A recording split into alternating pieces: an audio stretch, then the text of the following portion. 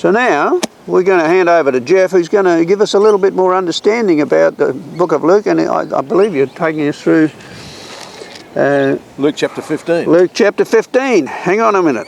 That's great. So we're going to hand over and let Geoff talk to us now from here on the Maroochydore River. And I'm having a quick look at Luke chapter 15. Really interesting passage. Jesus is answering some criticism, some very enthusiastic criticism from the Pharisees and the teachers of the law, and they're muttering among themselves, "This man welcomes sinners and eats with them." And Jesus answers them not with a theological discourse, but by telling a couple of stories, 3 stories. He tells a story of the lost sheep, he tells a story about a lost coin, and he tells the story of a lost son. And it's interesting that the first story he introduces by just saying, "Suppose one of you." The second one he says, "Or suppose a woman has 10 coins and loses one." But the third one's interesting because he starts out by saying, "A certain man had 2 sons." He was telling a true story. And I sometimes wonder if maybe in the back of the crowd that were listening there wasn't an elderly man and maybe a son sort of standing, leaning on each other, and one turning and smiling at the other as they listened to their story. Maybe my story, maybe our story. But it's also interesting to note that the 3 stories that we're discussing this morning, actually one story in focus, the 3 stories isn't really about the lost sheep or the lost coin or the lost son. It's really about the reaction of the person who is looking for. So the story is about the shepherd. The story is about the woman who loses the coin. The story is about the father who loses the son. And so he tells this story.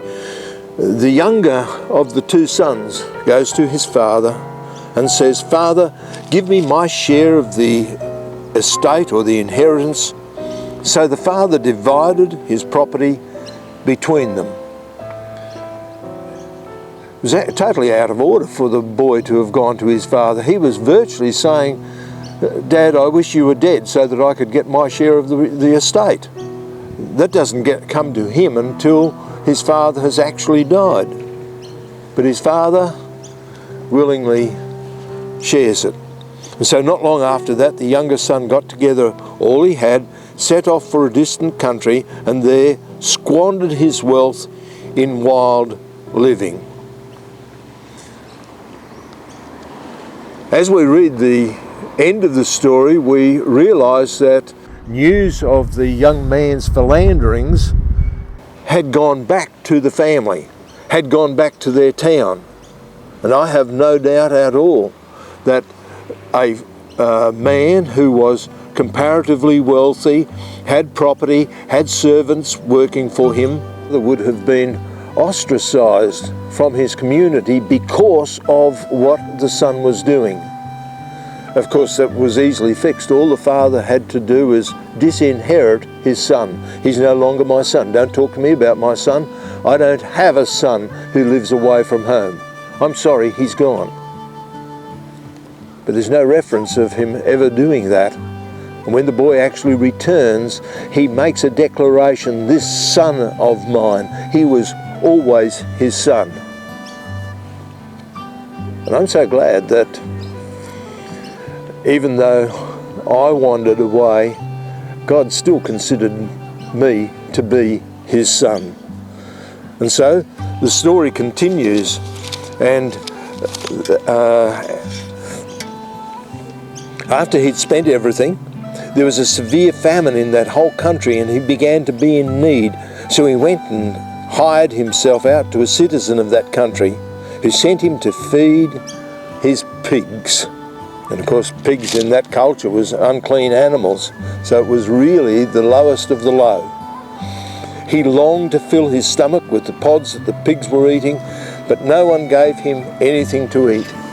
And when he came to his senses, he said, "How many of my father's hired men have food to spare, and here I am starving to death. I will set out and go back to my father and say to him, Father, I have sinned against heaven and against you. I'm no longer worthy to be called your son. Make me like one of your hired men. So he got up and went to his father. But while he was still a long way off, his father saw him and was filled with compassion for him and ran to his son and threw his arms around him and kissed him. I commented to Paul just yesterday about the young man wouldn't have had any opportunity to clean up. He'd have still been covered in pig poop. But his father ran to him and embraced him gladly. And the young boy says, Father, I've sinned against heaven and against you. I'm no longer worthy to be called your son. But the father said to his servants, Quick, bring the best robe and put it on him. Put a ring on his finger and sandals on his feet. Bring the fattened calf and kill it. Let's have a feast and celebrate, for this, my son, who was dead, is alive. And he was lost and is found. And so they began to celebrate. And the story is for all of us that no matter how lost we might have been, all we have to do is come to our senses and say, I'm returning home. And there's a Father who is waiting gladly to welcome us home, no matter what we've done, no matter how many times we've done it, no matter who we did it with. He's waiting there to welcome us and make us aware that we are prized children in his family. That's great, Geoff. Thank you very much. Appreciate your efforts. You're contributing to the story of the Bible as we go through the Bible book by book. If you're interested in following the next part of the book of Luke, click the button that you see on the screen and you can follow us in our next chapter of the Aussie Bible Study. In the meantime, stay in the Word and may the Word stay in you. You have a great day. Have a great day. See you later.